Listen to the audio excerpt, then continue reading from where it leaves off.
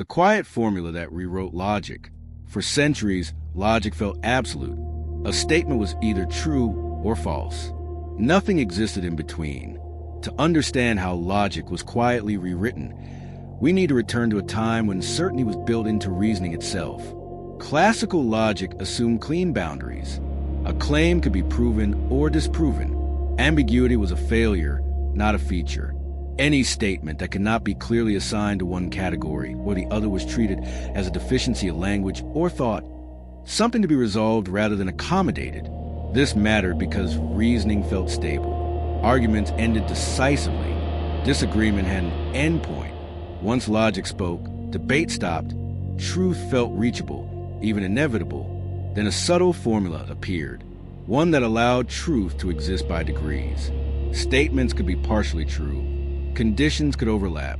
Categories that had been treated as mutually exclusive could now share members. The rigid boundaries that classical logic had drawn between true and false were replaced by a spectrum that acknowledged the messy reality of how concepts actually behave. Certainty could be delayed without being dismissed. At first, this felt like a technical adjustment, a way to handle vague language uncertainty and real-world complexity. Logic was not being replaced. It was being extended. The new framework preserved everything classical logic could do while adding the ability to handle situations that classical logic had always been forced to exclude or oversimplify. But that extension changed everything. Once truth was allowed to vary, conclusions stopped snapping into place. Reasoning became conditional. Outcomes depended on thresholds instead of absolutes. The question was no longer whether a condition had been met, but to what degree it had been met, and whether that degree was sufficient to justify the conclusion. This introduced a layer of judgment into reasoning that classical logic had eliminated. Logic no longer asked whether something was true. It asked how true it was. This single shift in the fundamental question that logic posed transformed not just the structure of reasoning, but the nature of the conclusions it could produce. And that question reshaped what proof, certainty, and disagreement even meant. This was a turning point. Logic did not collapse. It softened, and once softness entered reasoning, thinking itself became more flexible and far less final. As logic softened, reasoning adapted to uncertainty instead of rejecting it. Statements no longer had to be perfectly defined to be useful. Systems could operate with incomplete information and still produce results. This felt practical. Real life rarely fits clean categories. Language is vague. Situations overlap. Allowing partial truth made logic feel closer to experience. Decisions could be made without waiting for perfect clarity.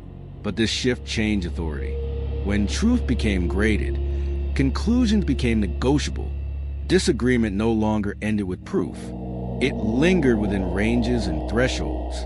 Logic stopped closing arguments. It kept them open. A debate that under classical logic would have ended with definitive proof or disproof could now continue indefinitely within the graded framework, with each side occupying a different point on the continuum of truth. This mattered because certainty lost its privileged position. Being absolutely correct mattered less than being sufficiently correct. Precision was traded for adaptability. Reasoning became dynamic instead of decisive. The process of reaching a conclusion became iterative, with degrees of truth adjusted and refined as new information arrived. Thinking became less like reaching a destination and more like maintaining a position within a shifting landscape. Over time, this altered expectations. Answers were accepted as provisional. Conditions mattered more than conclusions. Logic became a tool for navigation, not judgment. The conflict emerged quietly. Soft logic solved problems that rigid logic could not. But it also weakened the sense of finality people relied on. When everything was partially true, commitment fell harder. Logic had not failed. It had expanded. But expansion came with a cost. The comfort of closure was replaced by the discipline of living with unresolved truth, a discipline that required accepting that some questions might never be fully settled, and that the quality of reasoning could be measured not by its finality, but by its ability to navigate complexity honestly. The conflict reached its peak when softened logic began shaping decisions that once demanded clarity. Systems operated on thresholds instead of verdicts. Actions were taken not because something was true, but because it was true enough. This is an emotional breaking point. People felt decisions were being made without firm ground, accountability blurred. Outcomes could always be justified by adjusting thresholds. Responsibility dissolved into conditions.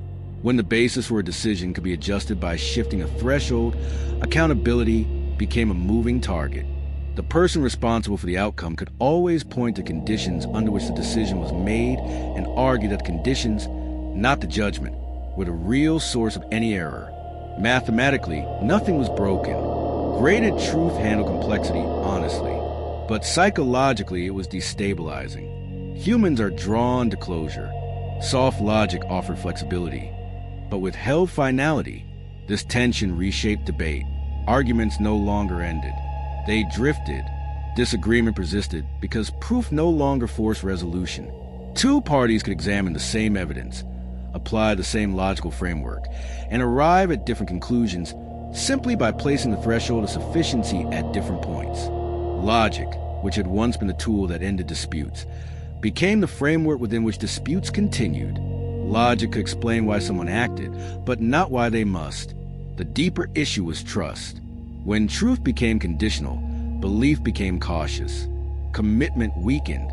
People sensed that rules could shift quietly without contradiction, simply by redefining boundaries.